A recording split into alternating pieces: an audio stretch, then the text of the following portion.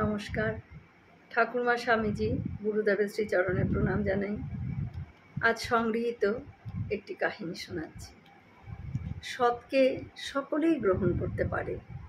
বিদ্যাসাগর মহাশয়, কেশব সেন, বিজয়কৃষ্ণ গোস্বামী, ডাক্তার মহেন্দ্র সরকার এরা সব রামকৃষ্ণ পরমহংসদেবকে খুব শ্রদ্ধা ভক্তি করতেন।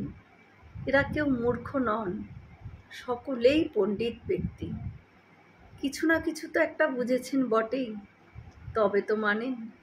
গুণ না থাকলে মানবে কেন তারা? একদিন না হয় দুদিন, বড় জোর 3 দিন, তারপর তো ভক্তি বিশ্বাস সব পালিয়ে যাবে।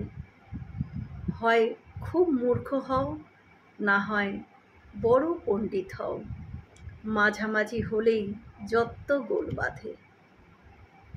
স্বামীজি বলতেন, যা পড়েছি তা সব ভুলে গেলেই ভালো হয় রে।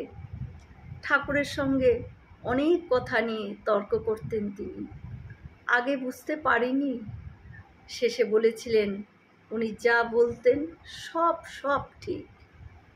স্বামীজির সংশয় তুলে তর্ক করলে ঠাকুর কিন্তু খুব খুশি হতেন। তিনি হাসতেন। তিনি বারবার বুঝিয়ে দিতেন। কখনোর জন্য তিনি বিরক্ত হতেন না।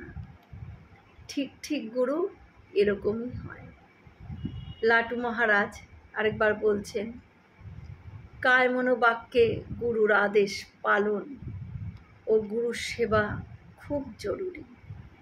তিনি সন্তুষ্ট হলে তার কৃপাতে অচিরেই শান্তি পাওয়া যায়, সকল সন্দেহ দূর হয়ে যায়। সেবা করা কি কম কথা রে? সেবাতে ভগবান পর্যন্ত সন্তুষ্ট হন, আর মানুষ কোন ছাড়।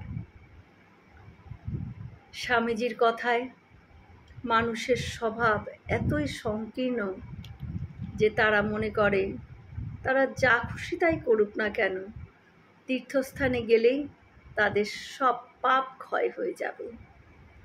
কিন্তু আসলে তা নয়।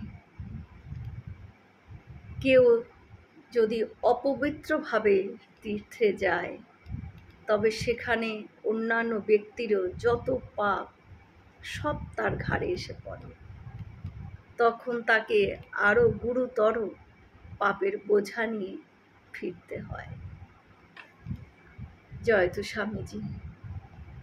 হয়তো অনেক ভুল ত্রুটি হলো, ঠাকুর যেন আমায় ক্ষমা করে দেন।